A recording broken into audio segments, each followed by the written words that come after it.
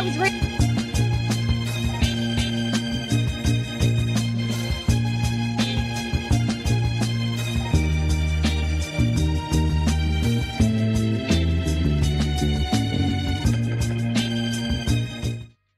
I was raised to be equal to anyone. Listening to you are so prejudiced. I just can't believe it. I am shocked. You're scaring me. I think we hear violence. I'm so scared to go around the world next year because I was never a prejudiced person until I'm listening to you. It's really scary hearing what you're saying. I'm very scared. White people fearing, what will the black folks do and stuff. We should be running down the street screaming, ramping, and raving, because when you look at the statistics, who is the one dying? From the policemen, from the KKK, from the skinheads. What is he saying that you have a problem with? And why is it when a black man stands up to speak for his people and other people stand up to speak for their people, there's no problem with it? But you're saying he said black, he said Jew. When people talk, they talk like that. But why is it when a black man stands up to speak for his people, you feel so threatened? Everybody's paranoid. And you talk about it's not segregation. We live in Harlem. We live in Watts. We live in Bedford-Stuyvesant. That's a form of segregation. We walk through Bensonhurst. We get killed. So what are you talking about? The young lady said she's afraid of violence. And isn't it sad that we who have been the victims of so much violence, now whites fear violence from us? We do not have a history of killing white people. White people have a history of killing us. Oh my fucking God. Jesus Christ. Peace in the name of Jesus. You are afraid that if we ever come to power, we will do to you and your fathers what you and your people have done to us. Oh my fucking God. Jesus Christ. Peace in the Mind of black people. I was raised to be equal to anyone. Listening to you are so prejudiced. I just... Good morning and welcome to another edition of Let It Be Known, the January 6th edition of Let It Be Known. And that video speaks for itself, but we'll get into that and so much more, Niele. Oh, 100%. Good morning. A very important day for American history as we look at America celebrating 250 years. And you talk about how they came over here and you look at what they did 5 years ago. And then you look at how Minister Farrakhan was talking. I found that video to be very interesting from many levels. I saw a lot of white people attacking Minister Farrakhan and afraid of him. But I also saw black women defending him, and so much to unpack with that video, Stacy. Well, I think they were defending him, yes, but I think more so defending what he was saying as far as they want to make it about them all the time, right? People who are racist, people who have racist tendencies, they want to make it about them when really you have done everything possible. You as a people have done everything possible to oppress and repress someone simply because of the color of their skin. King talked about the content of the character, and my goodness, if you just think about that, Niele, just that, if folks would look at folks simply by the content of their character, how much different would things be? 100%. And then if you just look at that video and the timing, I think that was in the early 80s. Yeah, I remember it well. You remember the conversations, and then you fast forward from that conversation to when we did have the opportunity to have power, when Barack Obama became president. He made America more inclusive. He didn't do exactly what those white women were, right? And then you look at the news cycle yesterday, and you look at Jake Tapper talking to Stephen Miller, right? What they were afraid of in Farrakhan, Stephen Miller, and the Trump administration is their worst nightmare, right? Just think about that. Barack Obama, the black man that they feared, was more inclusive, and he even denied Farrakhan and Jeremiah Wright from the White House. Yeah, Donald because of the Trump gets into the volatility. White House. Donald Mhm. Trump gets in the White House and he allows the Klan. Stephen Miller, Stephen Bannon, you know, and be sure that the Grand Wizard of the KKK has been to the White House. Okay, Oh be, yeah, be there's no clear. question about that. Be clear that the Klan has probably had a meeting, okay, in the Oval Office. That would not surprise me at all. Well, you know, you know, we chuckle or whatever, but there could very well be a lot of truth to that. Could be spot on. We don't know for a fact, but you know, if somebody That's put not a gun to assumption. your head, well, if somebody put a Stephen gun to Miller, your Stephen head Miller and is the said, Klan. Stephen Miller is a part of the Klan and all well, right. He has been in yeah, the White House. and to your point, what I'm trying to say is, if somebody put a gun to your head and you had to guess right, most likely you'd have to say Niele is right. You'd have to say I agree with Niele, Stephen because Miller, there's more of a Bannon, chance that has happened than is not. Stephen Miller and Steve Bannon are white supremacists.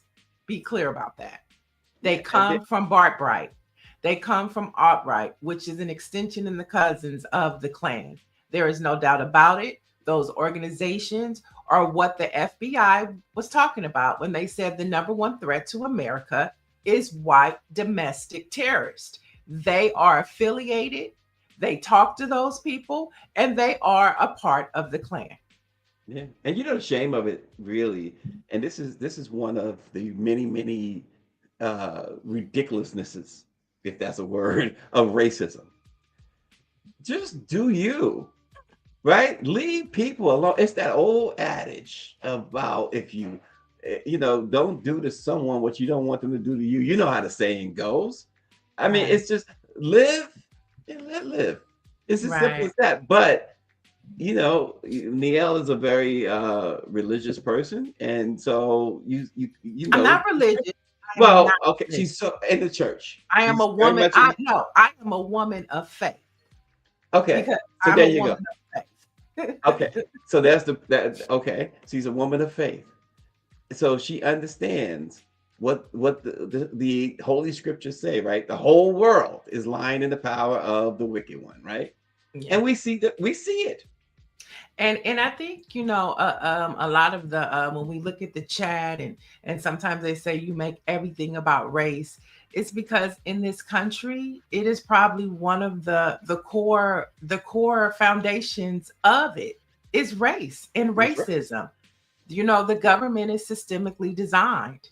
You know, that's when we say systemic racism. And so when we talk about, you know, celebrating 250 years in this country, you cannot have a celebration without talking about the discrimination, the oppression, and the racism that white people have inflicted on people of color, particularly us Black folks. And so you when know we good talk, well. go ahead. I'm sorry. Finish your thought, because you No, don't I want was just going to say, as we talk about 250 years and we think about what happened on January 6th and what white people did, let's not forget that one of the things that they had when they were going to the Capitol was a noose. They had that big wooden thing with the noose hanging. So all of those people that Donald Trump, Stephen Miller, Steve Bannon, you know, gave the rally, the pep rally for, and helped like we were organizing to go to, you know, the Million Man March, do a peaceful protest in the Capitol. We were going for civil rights, peaceful protest. Donald Trump, Stephen Miller, and their whole clan rallied all of those people, and even Clarence Thomas's wife, because she funded some of the buses. Let's not forget about that. Without question. They pushed all of those people to Washington, D.C., and what happened? And that video that Greer showed at the beginning with the storming of the Capitol that we've seen a million times over. Let's face it, like you said, it's all about race. Everything is always about race in this country, because it's as simple as this. And you know what? There's a hill to die on. If those folks were Black, if that was Black Lives Matter running up on the Capitol, machine guns and bombs would have been dropped on those people. Nobody would be pardoned. Nobody would be serving in the government. I mean, we can go on and on and on. 100%. And so, as we celebrate, and as Donald Trump wants everybody to be so concerned about the 250th anniversary of America, one of the most horrific days in America happened 5 years ago on January 6th. And so the attack on the Capitol was horrific. So today, 5 years, a handful of Democratic House members and Capitol Police officers are still seeking to use civil lawsuits to hold Donald Trump accountable for his role in the events. Meanwhile, Donald Trump has pardoned all of the convicted rioters from any wrongdoing on that horrible day. So joining us now to discuss the aftermath of January 6th is former Capitol Police officer and author of Standing My Ground. Welcome, Harry Dunn. Good morning.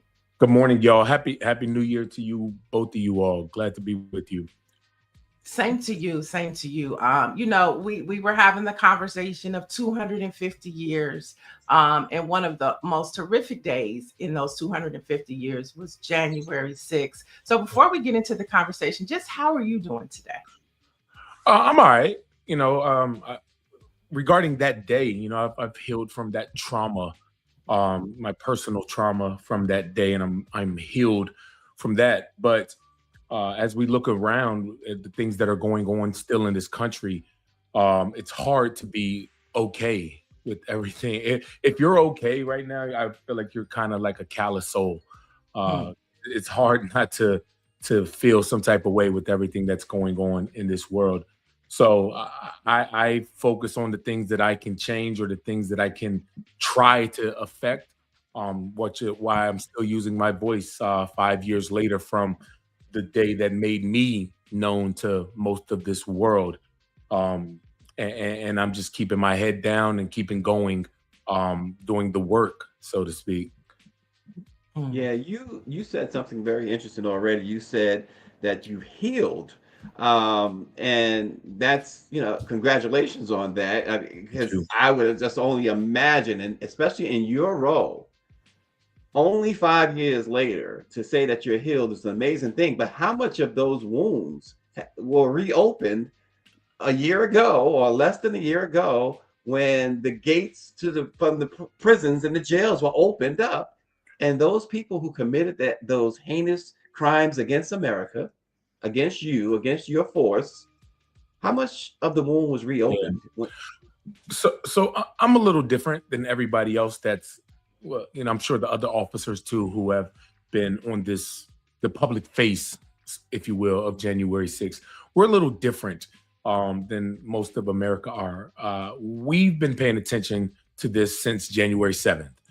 We've been on every news thing about January 6th. I know, like I chuckle at times. People send me links or, hey, did you see this? Absolutely. Like I knew. So I am locked in on this, which is one of the reasons why I was a surrogate for Kamala Harris during the Harris-Walz campaign, because I was doing everything in my power to try to keep that man from office, because Donald Trump told us that he was going to do it.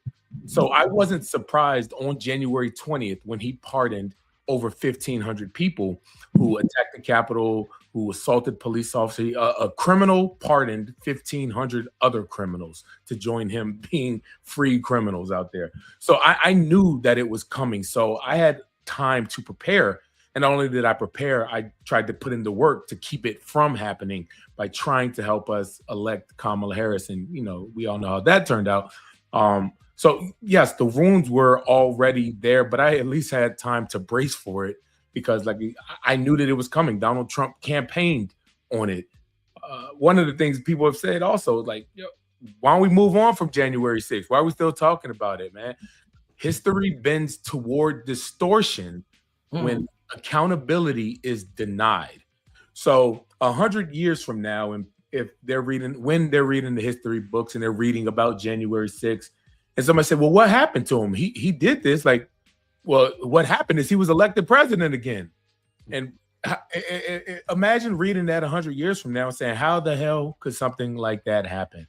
But that's how we are. That's why I haven't moved on from it, because there has been no accountability from it. And the challenge I face now, like a lot of other people, is what does accountability look like now, since the courts were the Supreme Court failed to be able to hold him accountable, or the American people failed to hold him accountable and literally rewarded him with another 4 years of running the country. So I struggle with what accountability looks like now. I'm still at it though. Right. Unfortunately, I would like for you to take us back to 5 years ago. Sure. What was going on around this time, and just talk to us about what that day and some of the things that you remember that you would like to share with America to remind them. So one of the things also, I'll definitely talk about it, but I want to say this also: you don't need a talking head on CNN or MSNBC or in the halls of Congress or even me to tell you what you saw. Everybody in America remembers what happened on January 6th. You can literally press play on the television and put it on mute. You don't need to listen to anything and just watch. You tell me you're okay with what happened. So you don't need there's Fox News is spinning it away or CNN. No, you don't know. Just press play. You don't need to hear a pundit give you play-by-play analysis of what happened on January 6th, because we all saw it with our own eyes.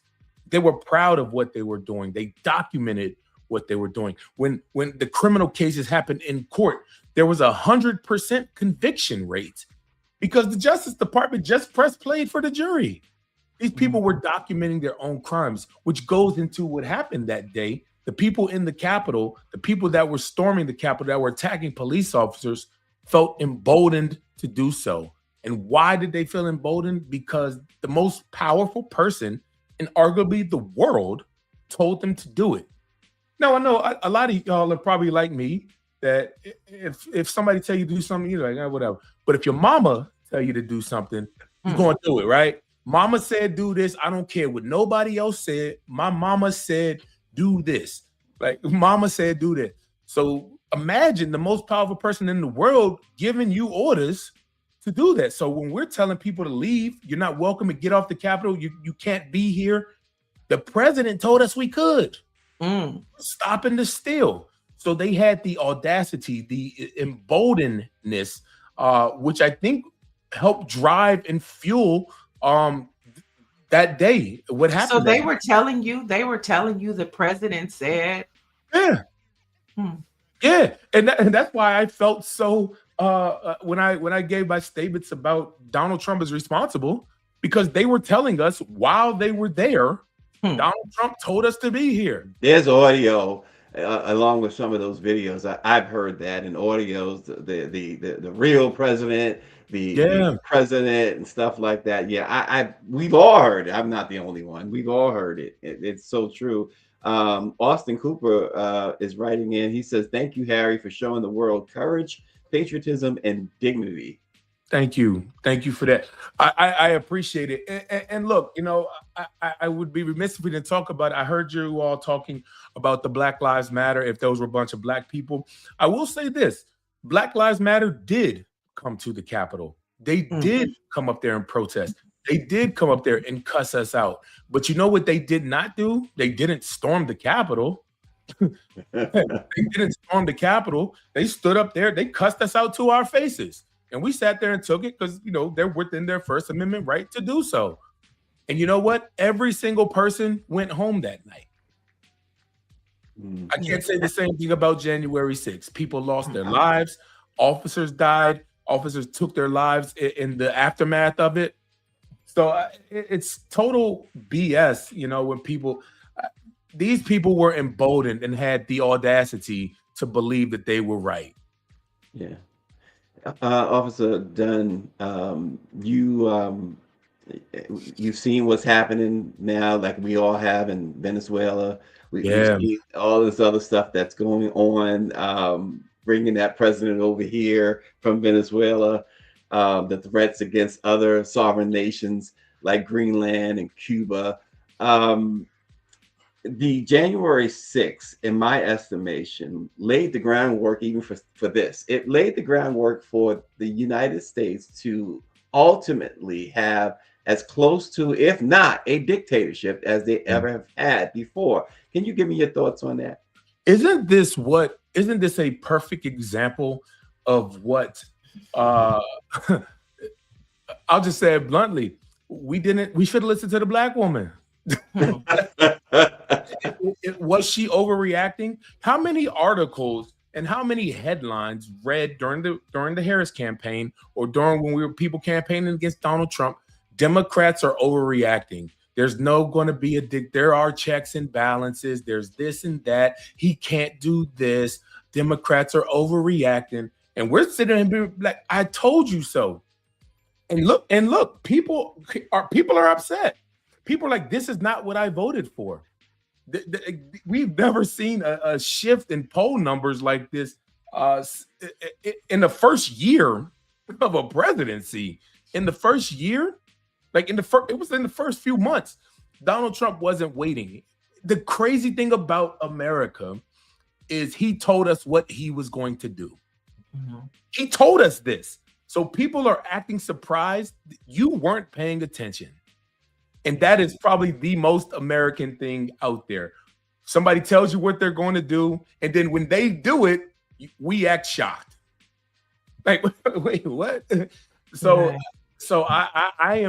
I struggle with finding grace for the people who elected this man for another opportunity to run this country. I struggle with that because on the night that he was elected, it felt like a knife through my heart.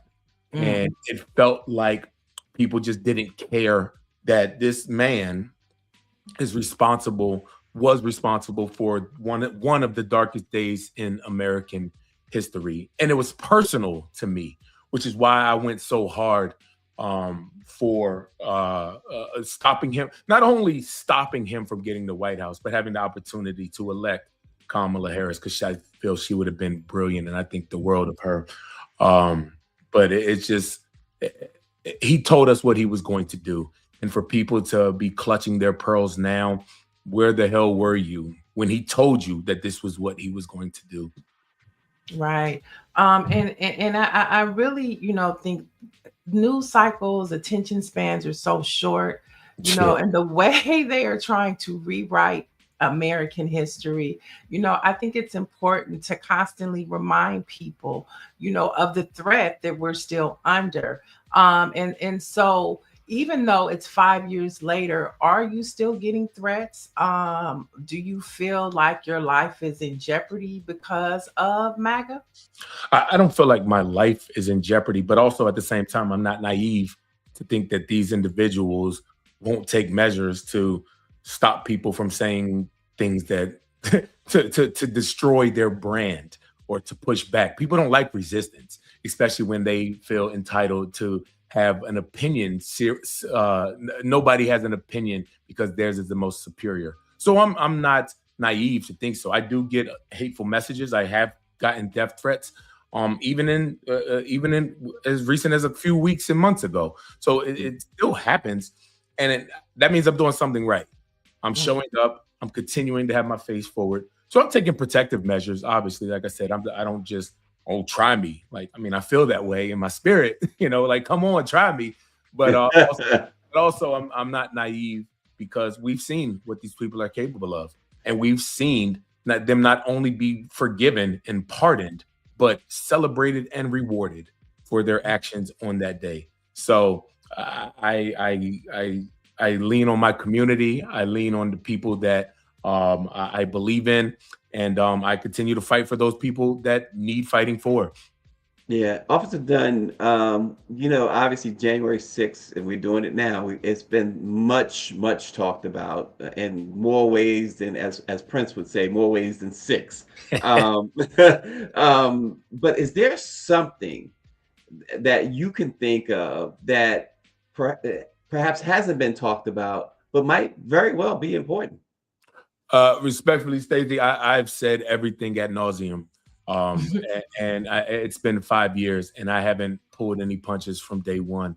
I blame Donald Trump for this on January 7th. I blame him for it now. Hell, I ran for Congress. So I mean, I've tried any and everything to hold this person accountable. And I don't know what's next, and I'm continuing. I tell people this. I do a lot of speaking around the whole country, and it's different now than actually campaigning. We're kind of like giving speeches about resiliency, and I'll try to end with this. Like, look, everybody tells you, you hear that, oh, it's going to be okay. It's going to be okay. Just keep on, guy. You're going to be okay. I don't know if we're going to be okay. Telling somebody's going to be okay is the #1 gaslighter in the world. Absolutely. Because we don't know. We don't know if it's going to be okay. I do know, however, if we don't fight, if we don't continue to get up and show up, then they are going to steamroll our asses more than we've seen before. So I do know that if we show up, we give ourselves a fighting chance. And that's all I can ask for, is give ourselves a chance and show up. Before we let you go, I want to talk about your book and let our listeners and viewers know about Standing My Ground. We know where the passion came from, but talk to us about some of the takeaways that you learned from writing that book. So writing about that book, that was part of my healing process. It came out 2023. And it's so crazy because the book is still being written, if that makes any sense now. Like the story, you could just add on and add on and add on, continually add on to. And it's so funny, when I was writing that book, it's like, how do I end it? Where does it end? Because it was before the election, it was before this the Jack Smith case and everything. So it was so much stuff that had yet to happen. So it's kind of like the story is still being written. I guess that's a good takeaway, is that the story can always be added to, but you cannot take away from it. So make sure that you're doing everything that you want in your story, because it's kind of a memoir, but I also obviously talk about what happened on January 6th and the process afterward, the trauma, the grief, the anger, the gauntlet of emotions that you will run going through. Well, everybody knows who I am because I lived the worst day of my life on national TV. Yeah. Imagine having that's your claim to fame. Everybody knows them because my worst day of my life was on national TV, and people want to talk to me about the worst day of my life. So you just have to grin and bear it, and also you create the narrative. So that's kind of what my book is about. We love that. And thank you for taking your pain and turning it into activism. Thank you. We hope that we see you in the future, and we would love to have you back outside of the pain. Let's do it. I would love to. I would love to. All right. Peace and love. Thank you, y'all. Y'all have a great day. You too. Yes. Capitol Police Officer Harry Dunn. Niele, Greer and I, about a year or so ago, was invited by Erica Lowe, who worked in the Biden White House, to the screening of a documentary about January 6th called The Sixth. And, for those, and we got a lot of, and no matter who you support, we got a lot of Trump supporters on the thread. I see you got a lot of racists on the thread as well. But that's fine. Everybody's welcome. But if you watch that film, that's the one film that takes you deep inside. It was directed and produced by Andrea Nix Fine and Sean Fine, but it takes you into before they attacked and as they are attacking. And the offices, in this case, it was Jim Clyburn's, mainly Jim Clyburn's office. And you saw these people barricade themselves in, including Erica, not knowing if they were going to live. And when the police finally got to them, they were afraid that it wasn't really the police.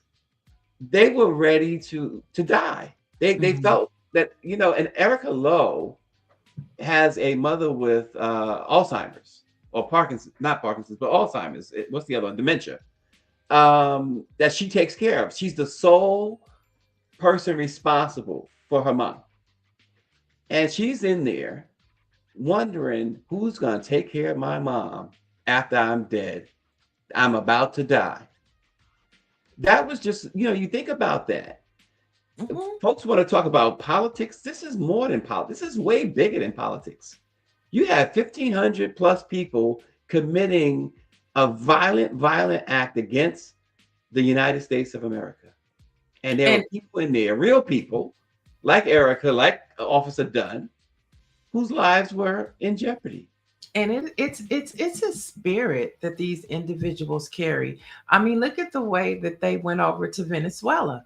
Look at the way Stephen Miller acted yesterday, speaking with Jake Tapper, talking about going and taking land, just taking things that don't rightfully belong to them.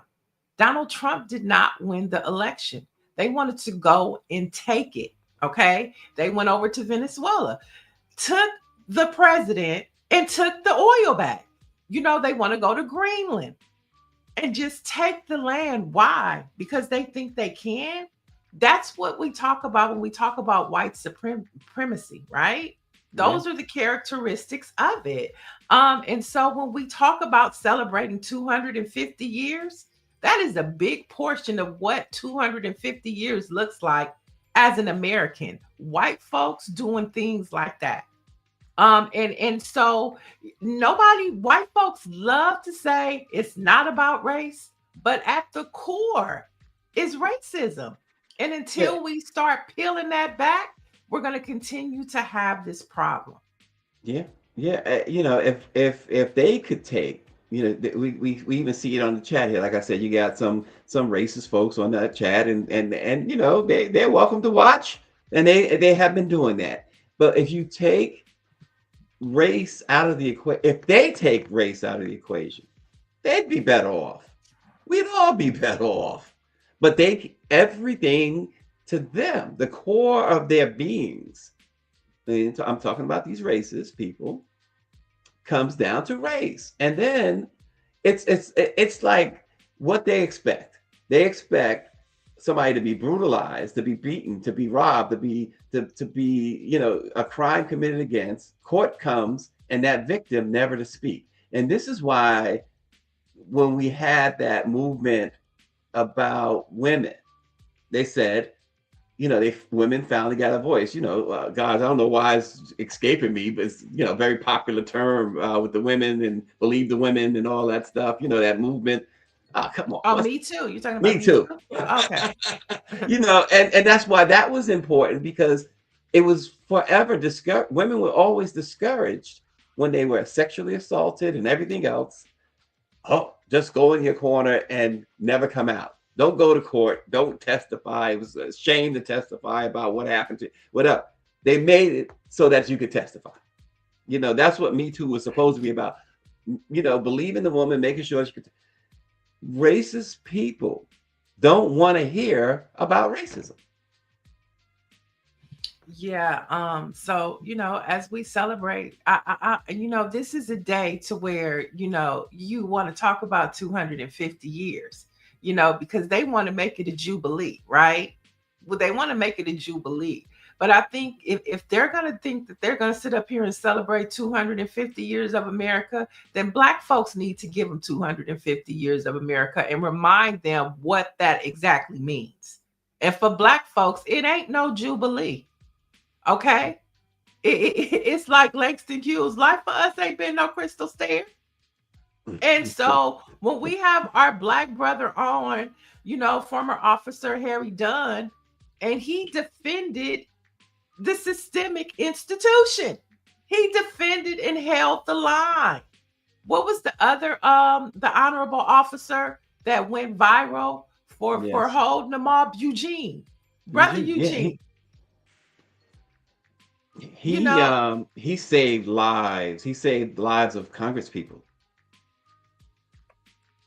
Give it up for, the honorable Benny Thompson, who led the January 6th commission, right? And so, we have to give Sister Cheney, Liz Cheney, they, were trying to defend democracy. So when we talk about 250 years, you cannot talk about 250 years without white folks oppressing people of color. That is the history of America. Yeah.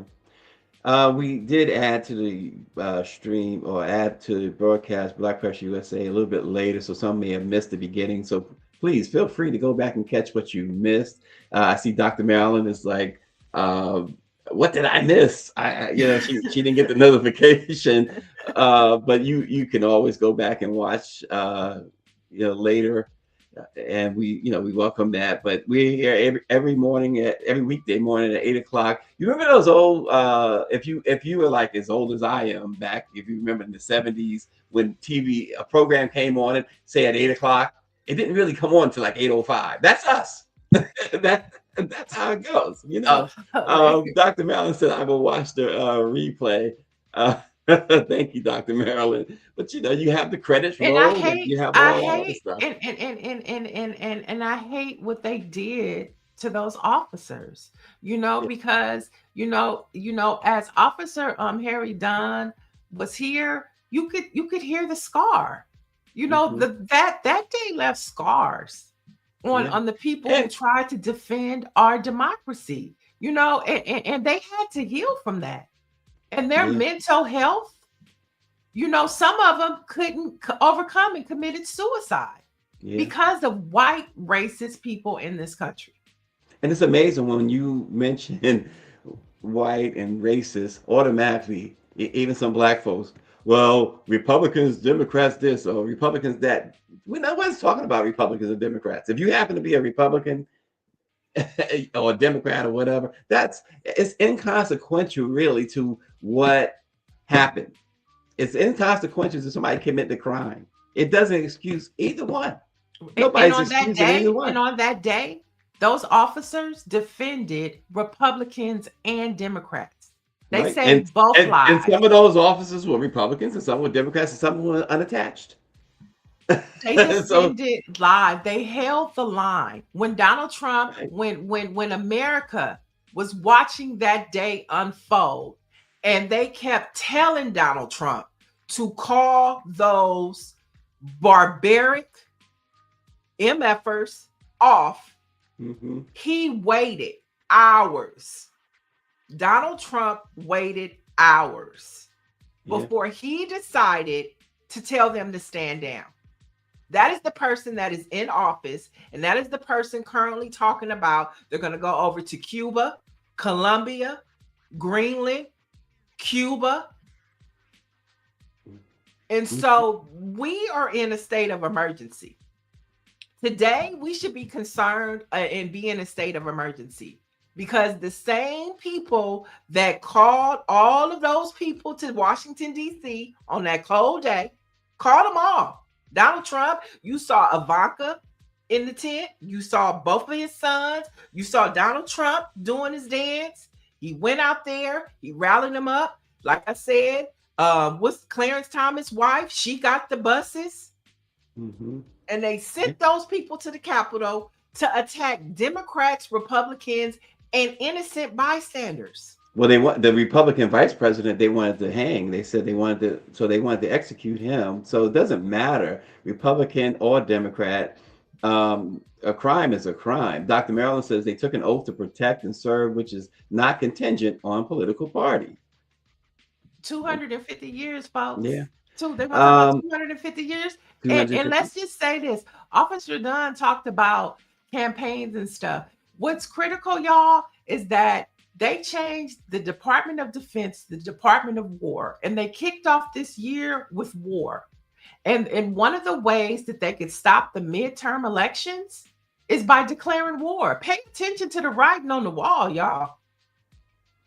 Both chambers of Congress returns this week to the Venezuela situation. A shutdown deadline again is coming up later this month. Which you know what that means too, Niele. If they shut down again, you folks who are looking for income tax returns, it'll never happen. And of course, the healthcare deadline comes up again this month.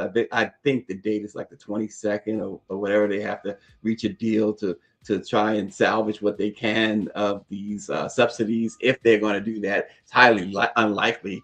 So there's a list of legislative issues that have come, including stock trading and bans on that. You know, we there was even this thing with Venezuelan President Maduro. There was an online bet just before his capture. It was an online bet by allegedly by an oil person, a person here in the United States, a business person who bet all this money that Maduro would be removed on this day, the day he was removed. Mhm. So the Congress is looking into that, or allegedly looking into that. Some of them may be looking into it, not as a group. But these are the things that are up today. Well, you know, those are up today, but like I say, the 2026 midterm elections kick off today. So there are over 1, 2, 3, 4, 5, 6, 7 elections happening across the country. I'm talking about in Arkansas, Connecticut, Georgia, South Carolina, Virginia, California, Oregon, and Rhode Island. Now, most of them are state and local elections, but that is how this clan is building their political power, through state houses. We just talked yesterday about Texas getting rid of the Civil Rights Division. That is being done by state legislators. So in all of these 7 states, there are elections happening on state and local levels. In California and Oregon, they're having a recall, but recalls are important too, because it might take away your representation. So as we look at and talk about these things, make sure that you are paying attention to what's happening on a local level, on the state level, and of course, as we build up to the federal elections in November. And of course, there'll be some primaries in between too, but we'll keep you posted on Election Watch, Black Press USA. The U.S. Secret Service is looking to hire and expand. They want to add about 4,000 new employees before the 2028 election. And they want to, overall, they say it's a 20% increase, but all of this comes as they say that there is more threats to the president, to members of Congress, to others who rely on such protections. And that is because of the U.S. engaging in 7 different conflicts in less than a year. That is one reason for it. So here we have the Secret Service wants more officers. Black Monday hit hard yesterday as the unfortunate annual tradition across the NFL left coaches and GMs jobless. Now, Stephen A. Smith had an interesting take on the shakeup as it relates to Black representation. Take a look at this.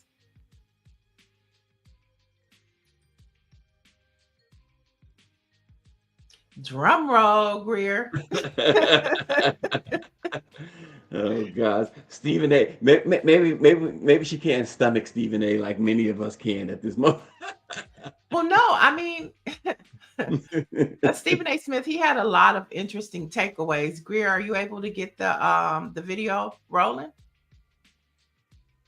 She must have took a bathroom break or something. Maybe we'll come back to he in a sense, not one of them was unjustified. All of them were justified. When you think about Arizona making its changes, Cleveland making its changes, obviously in season, Tennessee and New York making its changes, Las Vegas, Raiders just making its changes. You see that kind of stuff happening, Atlanta making its changes. It's unfortunate, but you can see why those decisions were made. I'd like to see who's going to get an opportunity to do it. I remember a couple of years ago, there were like 7 openings and like all 7 of the hires were white. I'd like to, there's a lot of qualified Black coaches out there, but there's a couple in particular that definitely deserve a strong look. Especially a guy like Brian Flores, who used to coach in Miami, that was suing the NFL, and hopefully that'll go away soon, but he's definitely worthy of being a head coach. I'd like to see what happens with that. I'm excited to see what Tom Brady is going to do in terms of influencing Vegas's decision about who's going to be the next head coach. Then as it pertains to the actual playoffs themselves, it's a very, very exciting season. As it pertains to Black Monday, certain coaches had to go. I'd like to see when ESPN is going to replace him. Tell me that. Well, basically, I think he had a very valid point about Black representation and leadership in the NFL. And say what you want to say about him, he was absolutely right. There needs to be more Black leadership within an organization where 85% of its players and its cash cows are African American people. And so I'd be interested to see, how this pans out for Black leadership within the NFL. And Brian Flores will not get a job in the NFL at this point. So he can hang that hope up right there. You don't sue the NFL and expect to get a job, especially while the lawsuit is pending. But it's been said for years. Art Rooney of the Pittsburgh Steelers years ago talked about it in earnest, and they even created the Rooney Rule, in which they had to interview when they were job openings. They had to interview coaches of color. It's a long-standing problem that the NFL has had and continues to have, and nothing has changed. And so, yeah, a broke clock is right twice a day, and Stephen A. Smith was right in that take. Yeah, definitely right in that take. And so I'd be interested. Some of the ones that I'm interested, he got cut from the Raiders. I just know about Pete Carroll for all of the contributions that he did here in LA when he was at USC. And he worked a lot with the gang intervention groups out here, from Unity One, Bo Taylor, Skip Townsend over at Second Hall. He used to do ride-alongs like at 2 a.m. in the morning to Watts to play, just to build community, and then I'm thinking about what happened in Cleveland. Everybody said that coach should have been gone, but what does that mean for Shedeur Sanders? And so, like Stephen A. Smith said, it's an exciting time. We just will be watching to see how leadership unfolds over there. Tamir Chance says USA football is the worst of American values. That's a take I have not heard, but hey, I get it. Cheryl Brown says, and it will not change, which is insane. Okay, we got a lot of strong takes, I should say. Nancy Wall wants Marcus Freeman to go to Cleveland. So there you go. All right. All right. There's a great story published in Rolling Out, folks, about doctors prescribing antibiotics that you really don't need. They list the top 4 reasons, and the 4 reasons being the pressure to satisfy patient expectations often overrides proper medical decision making. Think about that for a moment. Number 2, doctors have limited appointment time and enormous patient loads, and so prescribing antibiotics closes appointments quickly without lengthy explanations of why they're necessary or unnecessary. Number 3, doctors fear missing serious bacterial infections, so they prescribe antibiotics to hedge against this small risk. And finally, number 4, insurance structures reward doctors for prescribing more aggressively, and antibiotic prescriptions generate pharmaceutical kickbacks and increase appointment productivity. Read more about that at rollingout.com. It's a really interesting take on why these doctors seem to be prescribing antibiotics like they are, giving out vitamins. And Rolling Out is a member of BlackPressUSA, right? The National Newspaper Publishers Association. Yes, it is. So make sure you go check that out. Let's talk a little bit of church culture before we get out of here today. There's a lot going on in the church world. And I'm talking about First Lady Bryant and Pastor Jamal Bryant. This dress has taken over the internet.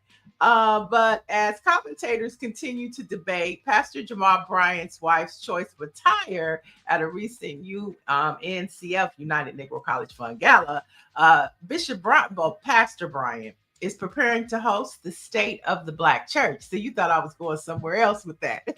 Okay, but Pastor Bryant is taking these lemons and making some lemonade, and he's preparing for the State of the Black Church, which is a national strategy gathering where faith leaders, organizers, and educating artists policy influencers are all coming together to confront and define challenges facing the Black community today.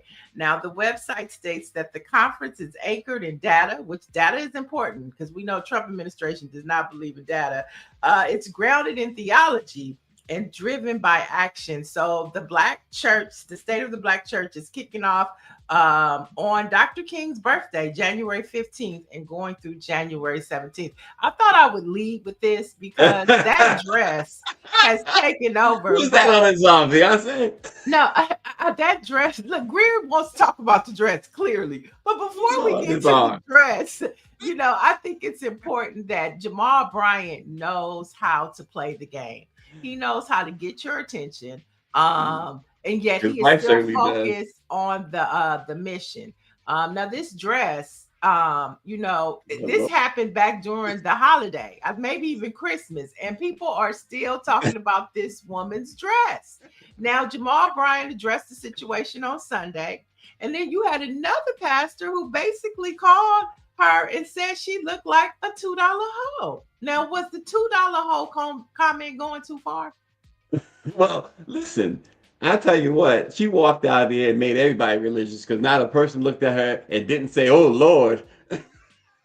Dr. Marilyn says she wanted my take. Well, my take is my standard on what to wear is what Coretta Scott King wears. Yeah, that was 60 years ago. But hey, women was in the juke joints, sashaying all around. But you know as you say, the first lady of the church. What first lady May Blake? Would she have worn that? Okay. Would Bishop G.E. Patterson's wife have worn that dress? Would the late and honorable Cecilia Bryant, Bishop Bryant, his father and mother, would she have worn that dress? Let me ask you a question. You are too judgmental. How old is Jamal Bryant and his wife? Is what I want to know. Right. I mean, come on. These are young people, right?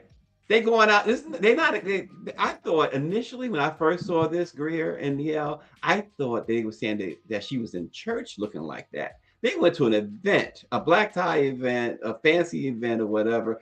Look, the man the other pastor said that's only for him. If that was his wife would only wear it for him at home or whatever. I mean, it looks like $3. $3. But he was out of pocket. That pastor was out of pocket. But here's the thing about church culture, what I feel like pastors and churches are getting in trouble a lot for.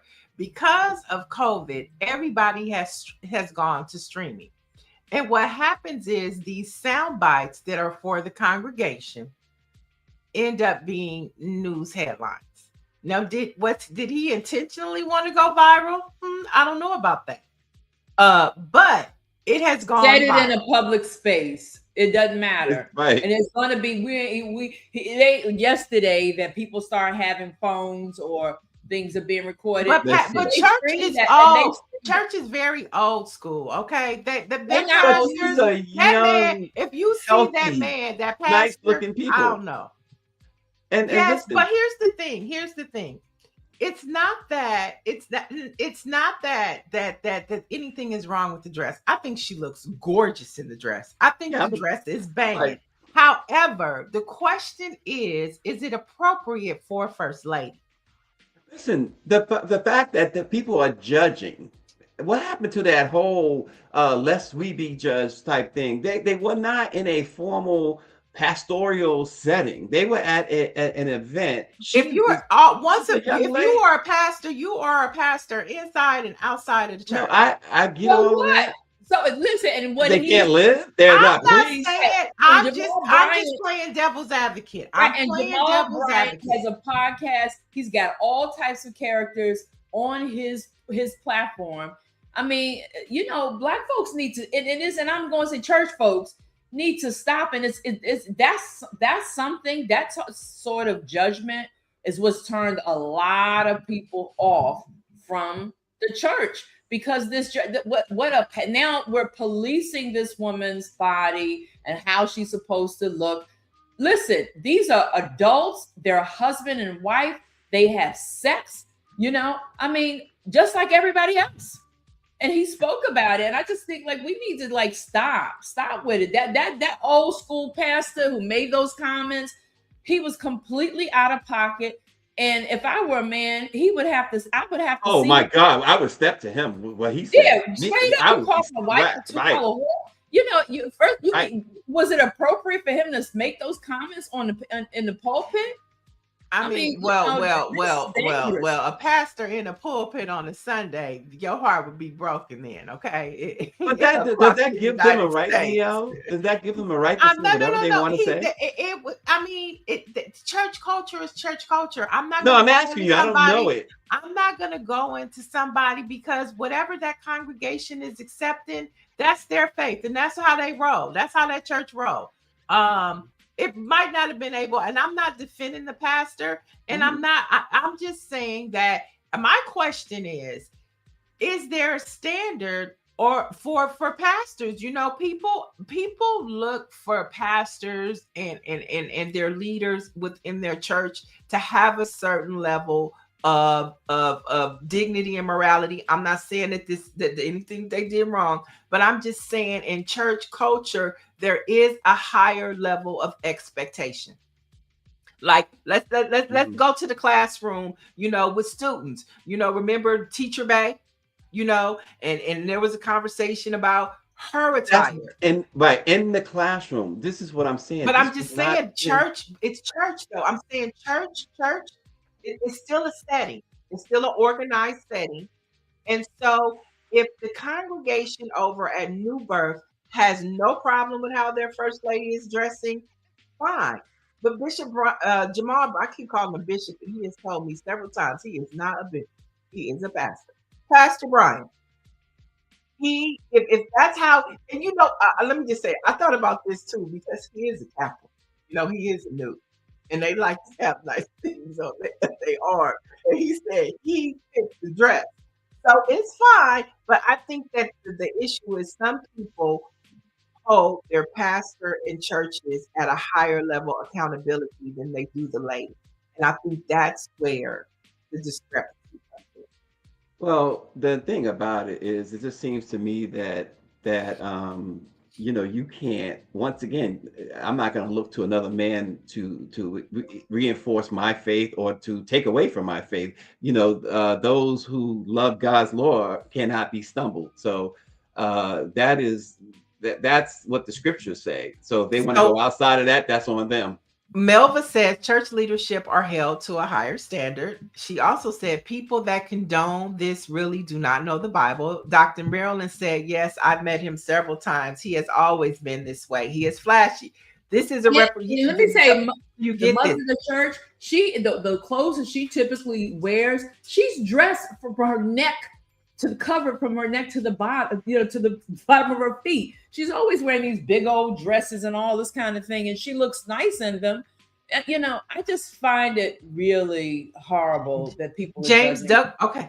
Wait, stay there, Greer. James Duckworth says too sexual. But James believes that it happened in church. He said in his earlier comment, and it did not happen in the church. This was at the mayor's ball. So maybe James needs some more contact. David Youngblood said, come on, folks. She looks like she's inviting us to look. Lee says streetwalker vibes. I don't think the dress doesn't give me that. No. But to wear, I think what's throwing everybody off is the flesh tone. Even though it's a flesh tone sheer, it's still the illusion. Like as a first lady, why? I think that's what everybody's trying to figure it out. Yeah, again, the other guy, pastor, who made that $2 horror comment is just out of pocket. And again, you say that everything goes when it comes to the pastor in the pulpit. I get it, but shouldn't he? Well, he definitely owes Pastor Bryant an apology. Because it seems like he should have spoken to him first alone. No, I mean, because trust me, that comment or that dress was probably definitely talked about in more than just his church on Sunday. What No, I happened get is it. he got the viral moment. Mhm. And that's what pastors now are going to be more cautious about. I mean, remember what happened to Marvin Sapp in the offering, Bishop Winans with the offering. You know what I'm saying? Things that are done within the setting of churches that are going viral, and context matters, and church culture has to be factored into all of this. You don't think they want to go viral? You don't think it's intentional? I don't know about that pastor. No, not Okay. necessarily. Okay. Not necessarily. His intent. You could look at his age. Now, if he was a younger pastor, for sure. But you could look at him, and he probably doesn't even know what hit him. So David Youngblood says it does not matter where she's going. She's the pastor's wife. That's not a call to prayers. Again, you mentioned about church culture. I don't understand it, so I can't really speak to it. As I said, you and I talked about this. I know my grandmother, that was her thing, and she probably would feel the same way you feel. But No, my I thing am is just playing devil's advocate. no, as a right. journalist. Yeah, but what I'm saying, and you're right, you were playing devil's advocate. I'm gonna make clear that that's true. But again, the way that it seems like the right way to look at things is not to allow someone else, I don't care what title they have, to determine and dictate your faith. If you believe in a higher power, if you believe in God, and you have a relationship with God, that pastor's he's supposed to be used, quote unquote, used by God to bring God's message or help you understand God's message, because God's message is in the church, right? It's the Bible. That's God's word. So he's a human. He's just another human being. And if anybody is looking for a human to be perfect, I don't care what belief you have, what religion you're in. If you're looking for someone to be perfect, then you're gonna fail every time. I mean, I think this goes beyond what that, Stacy. This is just more about, she is a representation of not just her husband and the church, but she's also something that the little girls look up into that church, and a representation for the women in that church. And so, it goes beyond that. That's what I'm saying. It's church culture. And that's something, if you've been raised in the church, you understand, you get. And so I think that is the challenge that the church, it's the evolution of the church. You know what I'm saying? And these are the things that, you struggle with, old school versus new school. Like I say, I think she looked fabulous in the church. Oh, here we go. We want to hear this, Greer? Are we trying to hear this? No, I think she's just I was just playing. wanting to show you, like, he talked about his wife. He got a different type of wife. Okay, she's not wearing that dress. She ain't wearing that dress. That's not her. And I don't think nobody wants to see her in that dress either. I mean, yeah. See, that's real, because if she were to put her hair up and they get her a girdle and snatch her up, she'd look great. Okay. But Dr. Marilyn's, again, she's making this point about Jamal Bryant. She says, look at his first wife. She is drop dead gorgeous, and she was the first lady when she was at Empowerment Temple. And she actually wore a dress similar to that. They put the picture up with her and Pastor Bryant when she was married to him. He bought her a dress like that too, apparently. She said nobody's looking at the bishop's wife. She's frumpy. What? You'd be surprised what a little glam team could do, Dr. Marilyn. Okay, they can shape her up. But she's not doing that. That's what I'm saying. It's different, Homeboy needs to sit down and shut up. He got an old lady now. That's what I'm Just sit it down. Let them live their life. You done did yours. Give us some pictures of her and him 20, 30 years ago. You might find the same thing. But here's the thing. Do you really think that he was like, oh, I'm going to use this as a viral moment? Put that picture back up, Greer. Does he look like he even knows what a viral moment is? Come on, y'all. Somebody in the church put that out there. And that is the bigger conversation that I'm talking about. Like Della Reese.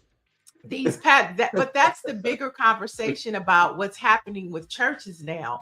Church business is on the internet. Church business is on YouTube, which is open for anybody to go and make you viral. So pastors, beware.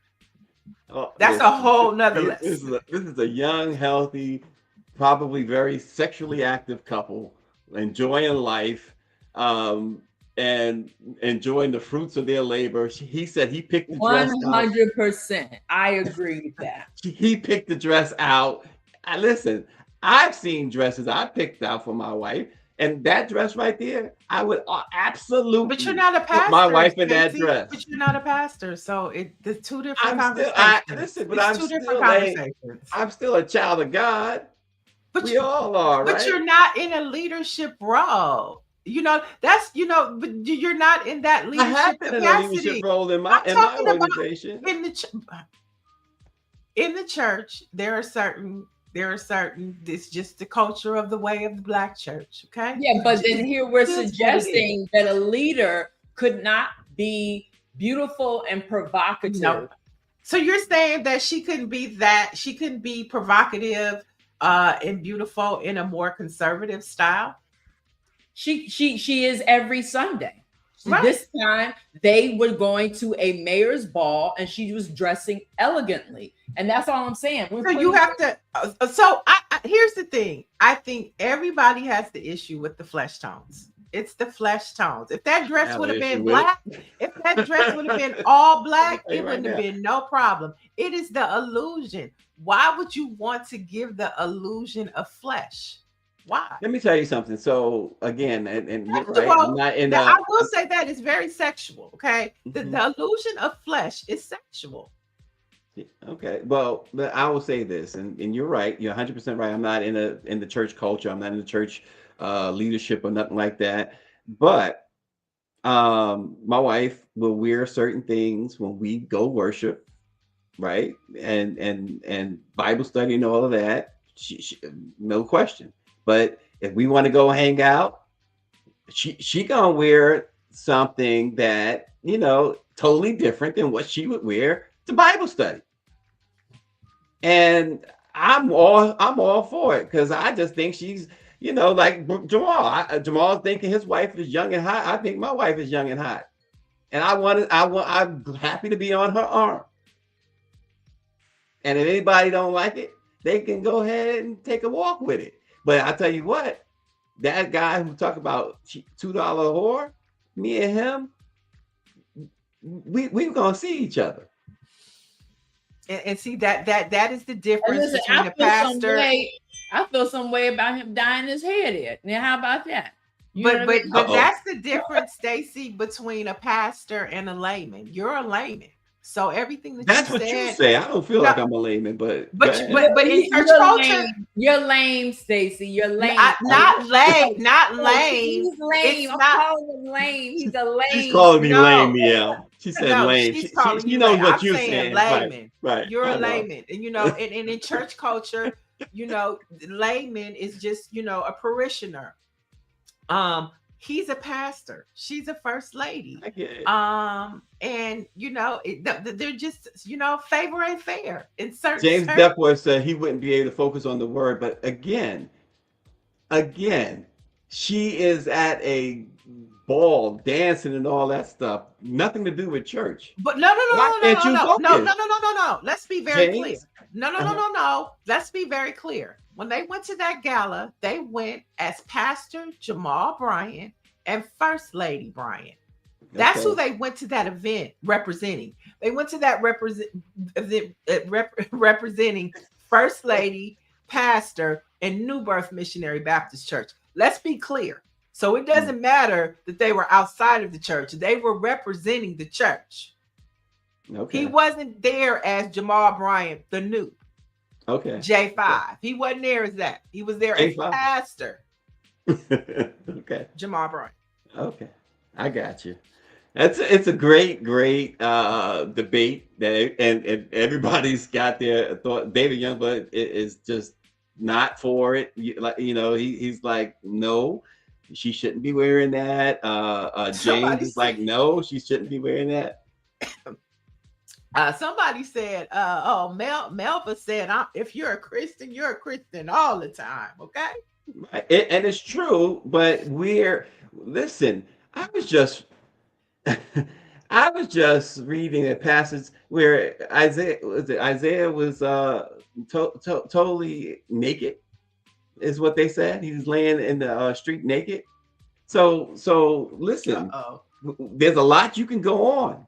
There's a lot you know. But well, okay, but wait, Stacy, you just can't be like Isaiah was naked. What is the context of him being naked? See, that's where people get the word confused. I need context. No. So what I'm saying is, I get what you, and you're right. There is context. It's not about. It wasn't nothing to do with sex or anything like that or being sexual. But many people will say something like that. They'll say because you see what RG said. The good book says come as you are, right? This is what he said, right? Now there's context to that, right? See, but people will say things and just as much as you know, this pastor has to think about these things. Everybody has things they got to think about. It's not about, so all I'm saying, for me, I know I'm probably in the minority, but for me, it's not about the pastor. It's not about the elder. It's about the one I'm worshiping and what he sees. Now, we all gonna fall short of that. We all are going to, and we're imperfect. Jamal Bryant is as imperfect as you and me. He has no special, you know, this or that when it comes to knowledge. We all are able to obtain that knowledge through accurate study, right? Accurate knowledge from accurate study. We don't need Jamal Bryant for that, but Jamal Bryant has been put in a place where he leads. So he's human, and they're young, and I don't want to keep repeating it. You know how I feel about it by now. Well, we know how the chat feels about it. And we know how the chat it's an equal 50-50. And so let's continue. Yes. We'll bring you more about the state of the Black church in the coming weeks. But we have one more church story for you since we're talking about faith. Donnie McClurkin, y'all. Donnie McClurkin is facing sexual assault and battery claims. Now, a new lawsuit alleges McClurkin sexually abused a young congregant over the course of nearly a decade. Now, the civil complaint was filed January 2nd by a man named Giuseppe Corletto. Now, this Giuseppe actually worked for Donnie McClurkin, and so it sounds like they had a relationship. And as you know, from Donnie McClurkin, you see what's happening with Will Smith. You see what's happening with Tyler Perry. You know, these men are coming out, and I mean, it's making its rounds. What are your thoughts, Stacy? It's no surprise. You said these men are coming out alleging these things. It's no surprise because when we've seen so many people reach a stand. You mentioned Will Smith, Tyler Perry. When they reach certain standards, in a lot of cases, not all, it becomes anything goes. I've even heard some describe as, oh, they done had everything under the sun, so now what else is there? So they start trying, you know, same sex and others, right? It's no surprise. Nancy Wall asks, is this new? Yes, this gentleman Giuseppe just filed this lawsuit on January 2nd. Yeah. So this is new. Donnie McClurkin has come out with a statement saying that, you know, his allegations are not true. He didn't deny the relationship though. But it could have been that, right? Right. Could have been that. It's like you mentioned Will Smith's thing. Did the guy say that? Did he allege that Will assaulted him, or was it just a relationship? He filed a lawsuit claiming sexual harassment and assault. And so, you know, I just find it hard to believe. I don't know if I believe all of it. Yeah, I don't. You know, again, not to say anybody is innocent or guilty. You got to hear the facts, right? And when it comes to celebrities in particular, I think we have the tendency, when I say we, I'm talking about people in general, have the tendency to jump to the side of the celebrity that you don't know personally, right? And just because they've entertained us and did all this stuff and was an integral part of our lives from, you know, whatever medium that they use. But I don't hesitate to say that celebrity cannot have done this or wouldn't have done that. I think there's just about nothing that they wouldn't try at least once or do. And many of them get to the point of being so powerful that if you say no, that becomes more than a challenge. It becomes an insult. And now I got to conquer that.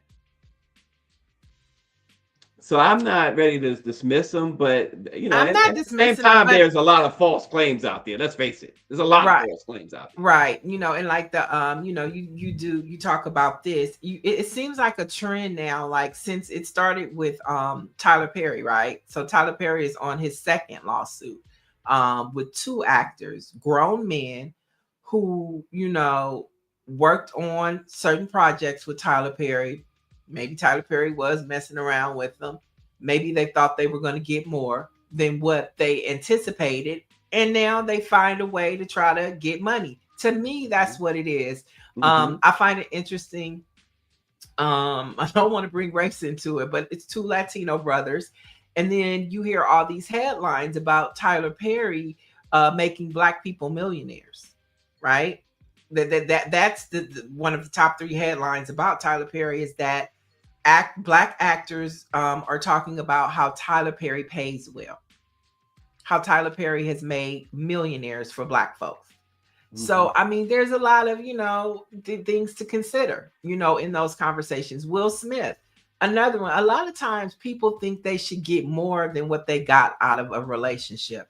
And when that happens, especially in the culture we're in and how people could just throw stuff out there and it happens, sometimes you can be a victim or you could be the problem.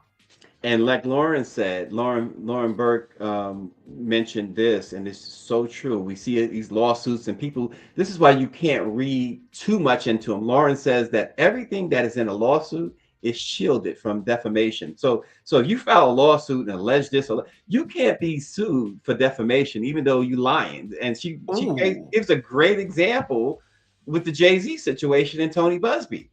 That was totally disproven. And the way the court's supposed to work, right, is that you're supposed to prove my guilt. The onus should not be on me to prove my innocence. Is the way the court's supposed to work. That's what the law says, but we don't never go by that, and we never hear that. And so the 2 points that Lauren bring out is something that I think you have to consider: the Jay-Z Tony Busby thing, and what she said about everything. When you file a lawsuit, whatever you put in there, you could say whatever. Right. You can't be sued for that. I mean, that's a great point. I didn't know that. And so once again, that just helps my theory, Like, thank you, Lauren Burke and Black Virginia News. And she's right too. The media does make a lot of money off the stories. Lawyers make money off the legal action. Everyone makes money other than the defendant. Dummies. What? Now, because guess what? Now nobody's gonna work with you because they're gonna be like, are you gonna sue me? So now you done messed up your career. Yes. Within the industry, you're out of money because you got to pay the attorney because you didn't win. And I mean, what do you get? A bag of rocks. Go kick rocks. Listen, Niele, here's something for you that you kind of like, but then of course it'll fall a little flat and I say that because San Francisco the officials there have taken a formal step now toward potential reparations for Black residents by approving a measure that creates a dedicated fund for financial repair. And the Mayor Lori did sign it and said the city, but here's where it falls flat. The city's current financial outlook prevents it from committing public dollars to the effort. And just so people will know, the package that they agreed upon that the mayor signed the other day in San Francisco, it provided a lot of funding. In fact, lump sum payments of $5 million to each qualifying Black adult, guaranteed annual income of $97,000, a down payment assistance, tax and debt relief, and affordable housing options such as homes for just $1. Also providing financial counseling for free and a commitment to Black banks It was the one. It is one of the most ambitious reparations plans ever unveiled in the country and signed, but signed with the note from the mayor that unfortunately the city can't pay it. It's like writing a check that's outdated. Sounds like he's been talking to Newsom. Newsom is good. Newsom is good at, I did it, but I want to do it. I want to do it, or we just need one more study before we can actually give out those dividends. Gosh. And so, but the most important thing is that the conversation of reparations continues. Yeah. And that is critical because, as all of everything we're talking about going around us, Black folks are still on the job. And I love it. And so maybe we need to get somebody from the California Reparations Task Force or our guy from the Reparations Coalition to come on and get their thoughts about this, because they're the ones that are really doing the work and keeping this conversation going. Patricia Jackson, that's the word I was looking for. Thank you. Performative. It's all performative. But the thing is, San Francisco worked long and hard on that. They did all the study that it's like the state of California with Newsom, right? They did the study. Newsom said go back and do another study. but pretty much. But San Francisco, the mayor was like, I got another way of tackling this. I'm gonna sign it, but I'm also going to put the footnote in there. We don't have the money. We don't have no money. But and think about this. The mayor of San Francisco, he comes from tech. So he actually could raise the money if he wanted to, because he's part of the billionaires club, right? He's the one, he beat out London Breed, Black woman. But he came with all the tech money. He comes from the tech industry. So if he really wanted to do it, he could be savvy enough to create a venture capitalist fund, get some of his tech buddies and start making the money to start giving out some of these dividends. So San Francisco, don't let him play you. Okay. If he wanted to find the money, he could get it from private equity. Okay. And he specifically in his news conference spelled out the redlining, the intentional displacement of Black residents in San Francisco, and a whole lot of other things. The education, the lack of how they strip Black folks of education opportunities, even employment opportunities. He's really stood there and spelled it all out. I bet he did. Only to say, I bet he did. While he goes to eat his lobster, his surf and turf, Oh, they stay warm and well fed. Right. Okay, that's James, right? Faith without action is dead. Somebody go tell the mayor that. Tell him the word for the week is if he can find it in James. Faith without work is dead. Okay. Get out of here with that.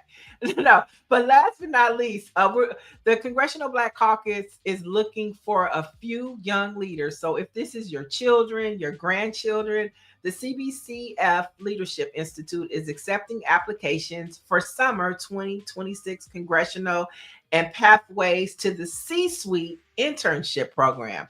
So the opportunity is open to college sophomores, juniors, seniors, and recent graduates. The deadline is March 27th, and you can find out more information at cbcf.org. And the Congressional Black Caucus Foundation is the one that puts on the Congressional Black Caucus conference each year that's held in September.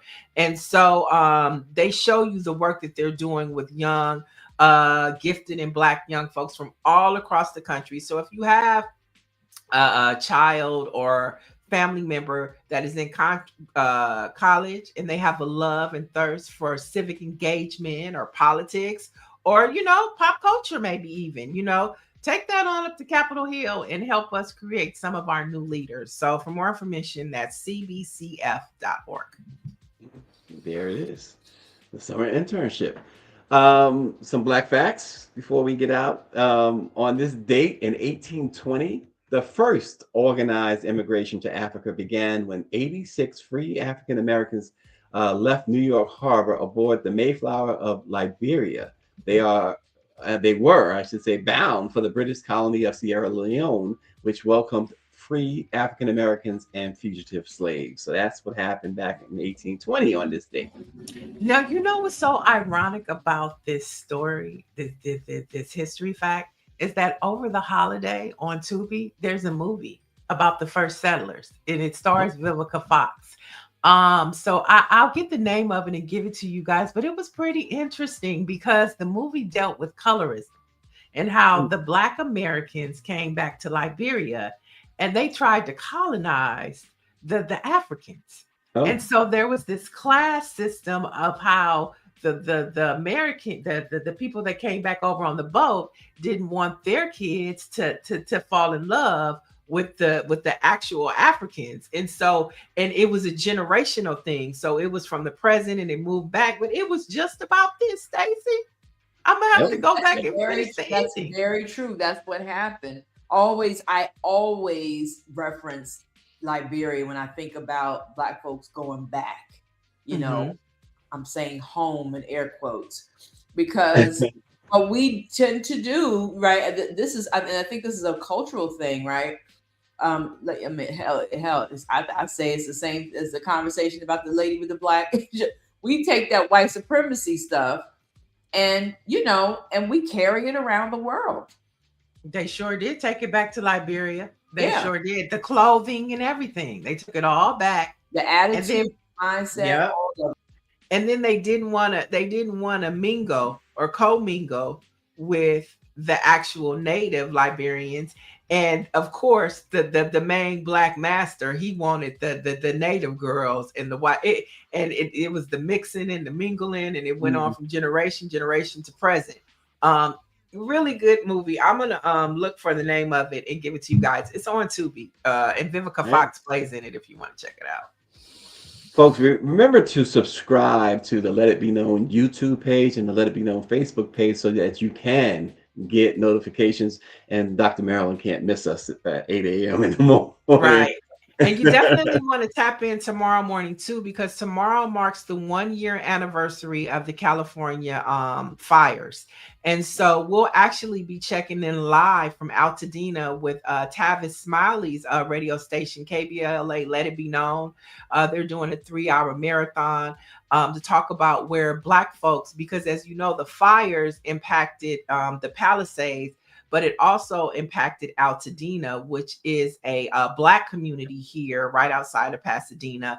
And it was total devastation. So they'll be checking in there with us live to give us the status of a year later. And we'll also be checking in with Dr. Melina Abdullah, who Black Lives Matter Grassroots made a lot of contributions to the families of Altadena. And she wrote a scathing article called I Used to Love Her, about Mayor Karen Bass. And so she's going to talk to us about why she decided to write that op-ed. Yeah, she calls it I Used to Love Her. So she's going to tell us about that tomorrow. So tomorrow, another juicy show for you. We coming in hot at the top of the year, y'all. Coming in hot like fire. Thanks for watching, folks. We appreciate you. And again, subscribe to the Let It Be Known YouTube page and Facebook, and we'll see you tomorrow.